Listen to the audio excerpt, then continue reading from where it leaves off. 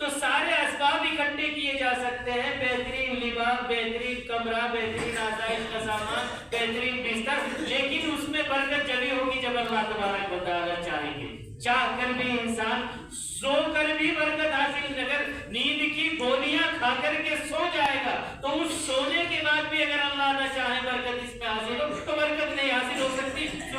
جو نیند کی گولیاں کھا کر کے پھر اٹھے گا تو ایسا ہوگا جیسا پورا بدن ٹوٹ رہا۔ تو بہترین سارے کے سارے ساز و سامان ہونے کے باوجود ان ساز و سامان کا فائدہ نہ حاصل ہونا یہ بے برکتی ہے، اور فائدے کا حاصل ہونا یہ برکت۔ ہمارے پاس بہت کچھ ہے،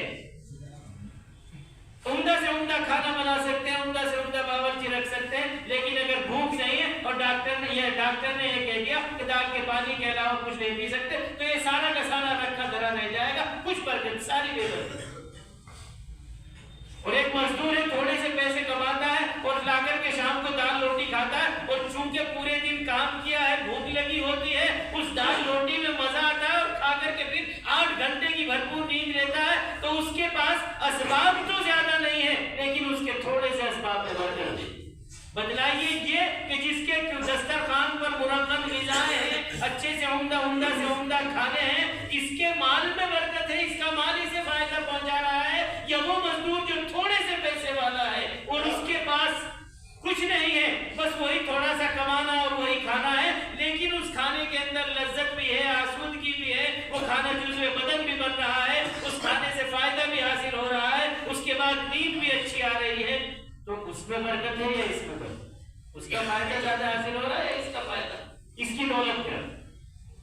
کم زیادہ کا مطلب نہیں ہے، اسباب میں کچھ نہیں رکھا ہے، اسباب کم زیادہ انسانوں کے پاس ہو سکتے ہیں، لیکن زیادہ والے کے پاس برکت ہو یا کم والے کے پاس برکت ہو یہ اللہ تبارک و تعالیٰ کیا ہے۔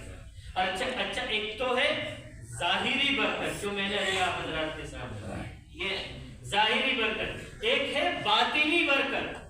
باطنی برکت کا مطلب یہ ہے کہ کھانا کھانے کے بعد آدمی کے دل کے اندر اچھے خیالات آئیں، نیکی کے داعیے اور جذبات پیدا ہوں، دل کے اندر اچھے کام کرنے کے تقاضے پیدا ہوں، یہ ہے باطنی برکت۔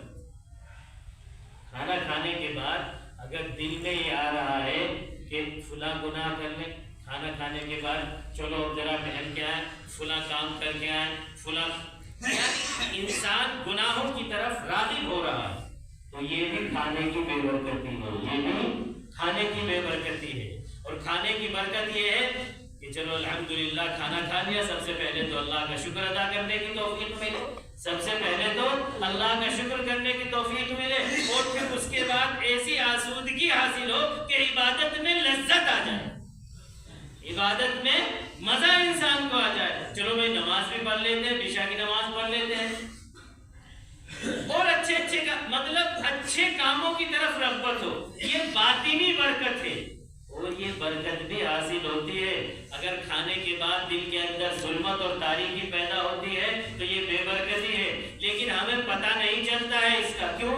اس لیے کہ ہمارے دل اتنے سیاہ ہو چکے ہیں کہ پتہ ہی نہیں چلتا کہ ہمارے دل کے اندر کون سے خیالات اور جذبات کم اور زیادہ ہو رہے ہیں۔ حضرت مولانا یعقوب نانوتوی نفر اللہ مقدم کے تعلق دیوبند کے سب سے پہلے صدر مدرس، ایک جگہ کسی نے دعوت کر دی، دعوت میں گئے، جب کھانے بیٹھے تو ایک لقمہ کھا لیا تھا، اور کھانے کے بعد پتہ چلا وہ ایک لقمہ کھانے کے بعد کہ جس کے ہاں دعوت ہے اس کی آمدنی حرام کی ہے، اٹھ گئے فوراً۔ لیکن کہتے ہیں کہ مہینوں تک اس لقمے کا یہ اثر میں نے محسوس کیا کہ میرے خیالات برے ہونے، دل کے اندر داعیے اور تقاضے پیدا ہونے لگے گناہوں کے۔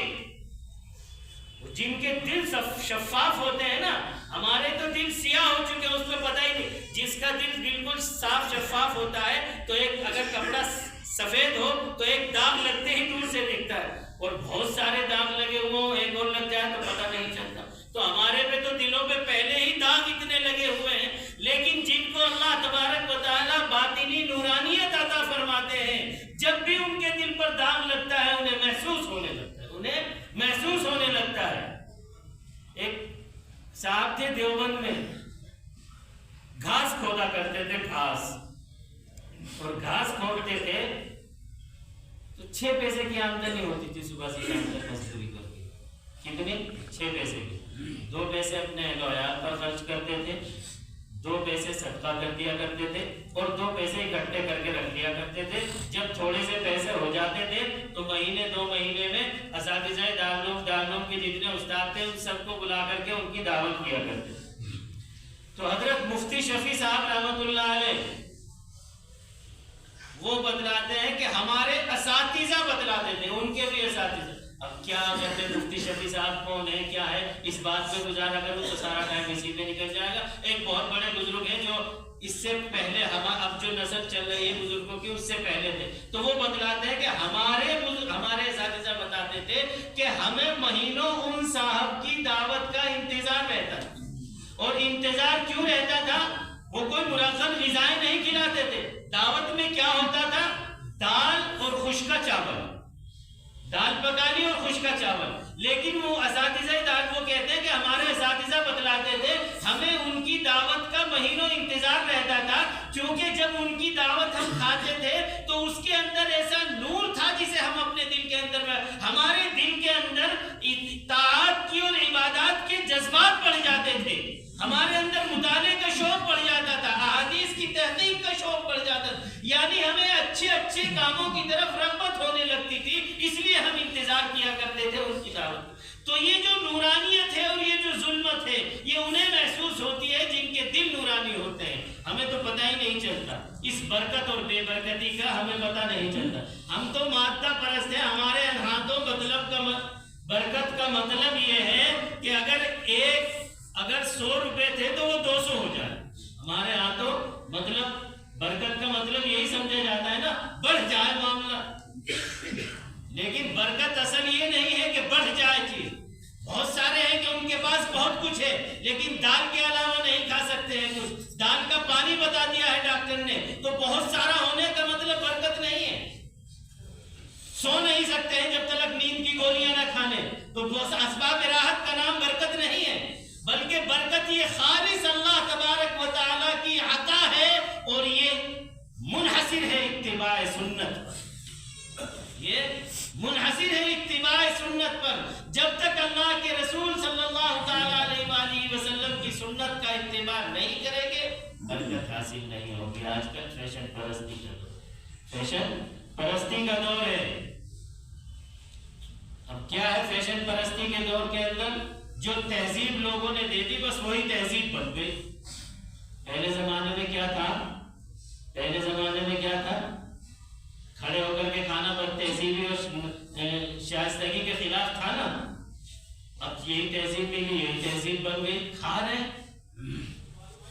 रहे हैं प्लेट हाथ में, उसी में कोरमा, उसी में रोटी, उसी में सलाद, उसी में थोड़ा सा और कुछ। और फिर सिर्फ इतना ही नहीं, खाना खुलते ही क्या गरीब, क्या अमीर, क्या पैसे वाला, बिल्कुल धक्का पेल चल रही है। एक दूसरे से आगे बढ़ करके प्लेट मेरी में पहले डाल दो, मेरी में। और जो अच्छा सा है उसे इतना भर लो, दोबारा आने का मौका ना मिले, चाहे फेंकना पड़े। ये होड़ लगी हुई है, ये शाइस्तगी है। पहले इसको क्या समझा जाता था? बदतहजीबी। अब यही तहजीब बन गई। अब यही तहजीब कोई किसी को बुरा नहीं समझ रहा है। गधे की तरह लिए फिर रहे हैं प्लेटें और बाकायदा तौर पर खाते फिर रहे हैं। इधर से चुगलियां, उधर से चुगलियां, एक दूसरे से छीना झपटी हो रही है। ये कौन सा मुआशरा है जो अपने आप को महज़ब समझ रहा है? और अगर कह दो उंगलियां चाट लो तो फिर क्या समझते हैं? क्या कहेंगे लोग, क्या कहेंगे लोग? ये समझते हैं ना ये तहजीब के खिलाफ है। तो जो फैशन में चलता है वो तहजीब नहीं हो सकती। जो मेरे आका ने बता दिया, ये फैशन तो रोज बदलते रहते हैं। मेरे आका ने एक बार सुन्नत का मफहूम अदा कर दिया, सुन्नत को बता दिया कि सुन्नत ये है, बरकत ये है, अल्लाह की मोहब्बत इससे मिलेगी। लिहाजा सुन्नत का इत्तिबा, इसको हमें लाजिम पकड़ना चाहिए। और ये फैशन परस्ती और लोग क्या कहेंगे, हम उंगलियां चाट लेंगे। लोग जब भी कुछ नहीं कह रहे, जब आप एक दूसरे के ऊपर गिर करके फराई हासिल करने की कोशिश कर रहे हैं, जब भी तो लोग कुछ नहीं कह रहे हैं। और यही काम अगर हमसे 10-20 साल पहले होता, आप इस तरह खाने पर झपटते तो लोग क्या कहते? मिलता नहीं क्या?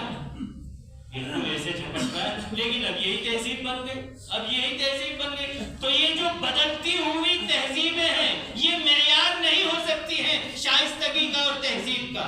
یہ بدلتے ہوئے فیشن یہ معیار نہیں ہو سکتے. معیار کیا ہے؟ جو محمد رسول اللہ صلی اللہ علیہ وآلہ وسلم نے بتا دیا کہ جب کھانا کھاؤ تو ہاتھ دھونے یا پوچھنے سے پہلے کیا کرو؟ انگلیوں کو چاٹ لو، اور یہ اس چاٹنے میں ہی برکت حاصل ہوگی. برتن کو بھی چاٹ لو. اللہ کے رسول صلی اللہ علیہ وآلہ وسلم کی حدیث ہے کہ برتن کو بھی چاٹ کر کے کھا لیا کرو. کوئی لقمہ اگر نیچے گر جائے تو اس لقمے کو اٹھا کر کے کھا لو. کوئی لقمہ اگر نیچے گر جائے اس لقمے کو اٹھا کر. لیکن یہ سب کچھ ہماری اب تہذیب کے خلاف ہے، لہٰذا ہم اس کی طرف نہیں جائیں گے. ہمیں تو وہ کرنا ہے جو فیشن نے ہمیں دے دیا، ہمیں وہ کرنا ہے. اور پھر رونا روتے ہیں. کیا کریں، کمائی بھی بہت ہوتی ہے کچھ، اور کیا کہتے ہیں دکان بھی ٹھیک ٹھاک، کام بھی ٹھیک ٹھاک چل رہا ہے، پیسہ، لیکن پتہ نہیں کہاں جا رہا. سب کا رونا یہ ہے نا، پتہ نہیں کہاں جا رہا. وہ پتہ نہیں کہاں جا رہا، پتہ ہے وہ بے برکتی ہو رہی ہے، اس میں بے برکتی ہو رہی ہے، اس لیے پتہ نہیں چل رہا کہ کہاں جا رہا ہے. اگر اس میں برکت ہوتی تو اس کو حاصل کرنے کے بعد وہ پیسہ آنے کے بعد آسودگی گھر میں ہوتی، خوشحالیاں گھر میں آتی. لیکن وہ جو خوشحالی نہیں آ رہی ہے، اس کا مطلب بے برکتی ہو رہی ہے. اور بے برکتی کیوں ہو رہی ہے؟ ہم نے سنتوں کو چھوڑ کر کے فیشن کو اپنایا. ہم نے سنتوں کو چھوڑ دیا ہے، اللہ کے رسول صلی اللہ علیہ وآلہ وسلم کے طریقوں کو چھوڑ دیا ہے اور فیشن کو اپنا لیا ہے. جب فیشن کو اپنائیں گے تو پھر اللہ تبارک و تعالیٰ نے تو کہا ان کنتم تحبون اللہ فاتبعونی یحببکم اللہ. اللہ کے رسول سے کہہ دیا کہ تم یہ کہو، لوگوں کو یہ بتا دو کہ اگر تم ان کنتم تحبون اللہ، اگر اللہ سے محبت کرتے ہو، اگر اللہ سے محبت کرتے ہو تو پھر کیا کرو؟ میرا اتباع کرو. محمد رسول اللہ صلی اللہ علیہ وسلم کے نقش قدم پر چلنا پڑے گا، نقش قدم پر چلنا پڑے گا، تب اللہ تم سے محبت کرے گا. اور جب اللہ محبت کرے گا تب ہماری ہر چیز میں برکت، ہماری ہر چیز میں. پھر ہمارے پاس یہ نہیں آئے گا اب کام تو ایسے کر رکھے ہیں، سارے کام تو ایسے کر رکھے ہیں کہ اللہ تبارک و تعالیٰ کو ناراض کر دیں، اور پھر ڈھونڈ رہے ہیں کہ کسی نے کچھ کروا دیا جائے. ایسا آ رہا ہے سب کچھ ہو رہا ہے، کام بھی صحیح چل رہا ہے، کہاں جا رہا ہے؟ کسی نے کچھ کروا دیا. یہ کسی نے کچھ نہیں کروایا، یہ وہ بے برکتی، یہ اس چیز کا انجام ہے کہ ہم نے اللہ کے رسول صلی اللہ علیہ وسلم کے اتباع کو چھوڑ کر کے اللہ کو ناراض کر دیا. جب اللہ کو ناراض کر دیں گے تو برکت کہاں سے آئے گی؟ یہ برکت تو خالص اللہ کی عطا ہے، یہ ہمارے کمانے سے نہیں آ سکتی، یہ تو ہمارے اسباب کے اکٹھا کرنے سے نہیں آ سکتی، یہ تو اللہ کی دین ہے. اور یہ جبھی حاصل ہوگی جب ہمیں اللہ تبارک و تعالیٰ ہم سے محبت کریں گے تو ہماری چیزوں میں بھی برکت عطا فرمائے. اور محبت کب کریں گے؟ ان کنتم تحبون اللہ فاتبعونی یحببکم. اللہ کے رسول، ان فیشنوں کو چھوڑنا پڑے گا، ان نعروں سے ڈرنا نہیں ہوگا جن نعروں سے ہم ڈرتے ہیں. بڑے بدتمیز آدمی ہیں، بہت بڑے بد سلیقہ آدمی ہیں، بدلاؤ کیا کہتے ہیں، مجلس میں بیٹھ کر کے انگلیاں چاٹتا ہے ایسے سلیقہ. یہ تو اللہ کے رسول صلی اللہ علیہ وآلہ وسلم کو یہ سب تعنے دیے جا چکے ہیں. وما نراک اتبعک الا الذین هم اراذلنا بادی الرأی. یہ تو تعنے دیے جا چکے ہیں اللہ کے رسول کے. ہم تو دیکھتے ہیں کہ تمہارے ساتھ جو لوگ رہتے ہیں وہ سارے کے سارے گنوار ہیں، دیہاتی ہیں، بس سلیقہ ہیں. تو اگر ہمیں کوئی اتباع سنت پر یہ تعنا دے تو ہمیں خوش ہونا چاہیے اور اتباع کے اوپر مضبوط ہو جانا چاہیے. کیوں؟ یہی تو اصل ہماری میراث ہے. رسول اللہ صلی اللہ علیہ وآلہ وسلم کو بھی، آپ کے ماننے والوں کو بھی تعنے دیے گئے.